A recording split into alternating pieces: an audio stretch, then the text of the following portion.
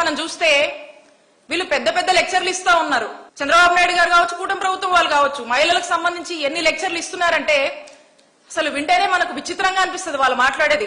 చంద్రబాబు నాయుడు గారి మాటలు కోటలు దాటుతాయి కానీ చేతలు మాత్రం గడప కూడా దాటవు.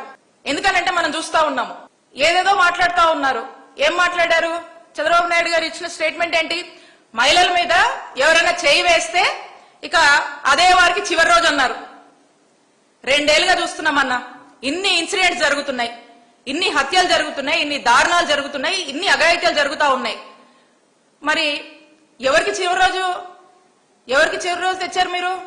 ఎవరికన్నా పరిస్థితిలో ఉందా? ఎవరికన్నా భయం పెట్టారా మీరు? ఎవరికన్నా ఏమైనా శిక్షలు పడ్డాయా? చెప్పండి ఎవరికి ఏం చేశారు? ఈరోజు అలాంటివి ఏమీ కూడా లేదు. మాటలు, డైలాగులు, సినిమా టైటిల్ ని కూడా మించిపోతా ఉంటాయి మీ డైలాగులు. మరి ఈ రోజు ఉన్నటువంటి పరిస్థితి అది. మరి ఏది కూడా ఎక్కడ ఏది కంట్రోల్ చేయరు. అలాగే ఎలక్షన్ ముందు వీళ్ళు ఏం మాట్లాడారు? మా నాయకుడు జగన్మోహన్ రెడ్డి గారి ఇమేజ్ దెబ్బతీయడానికి, మా జగనన్న ప్రభుత్వం మీద బురద జల్లడానికి ఏం మాట్లాడారండి? డిప్యూటీ సీఎం గారితో ఏం మాట్లాడిచ్చారు? 30,000 మంది women trafficking, missing, Jaganmohan Reddy గారి ప్రభుత్వంలో అసలు మహిళలకి సెక్యూరిటీ లేదు, సేఫ్టీ లేదని ఇష్టం వచ్చినట్టుగా మాట్లాడారు కదా. ఆ టైంలో మా ప్రభుత్వాన్ని డిఫేమ్ చేయడానికి ఇదో స్క్రిప్ట్ మీరు మాట్లాడారు. సరే, 2 ఏళ్ళు అయింది కదా మీరు అధికారంలోకి వచ్చి. 30,000 మంది మిస్సింగ్ అని మీరే చెప్పారు కదా. ఈ 2 ఏళ్లలో ఈ 30,000 మందిలో ఎంతమందిని మీరు ట్రేస్ చేశారు? ఎంతమందిని మీరు ఫైండ్ అవుట్ చేశారు? వాళ్ళని మళ్ళా తిరిగి తీసుకొచ్చి సేఫ్ గా ఆంధ్రప్రదేశ్ రాష్ట్రంలో వాళ్ళందరినీ కూడా తీసుకొచ్చి మరి సేఫ్ గా వదిలిపెట్టారా మీరు? చెప్పండి, వాళ్ళు ఎక్కడున్నారు? మరి మిమ్మల్ని ఈ 2 ఏళ్లుగా మరి ఎక్కడ కూడా దీన్ని ప్రస్తావించట్లేదే మీరు?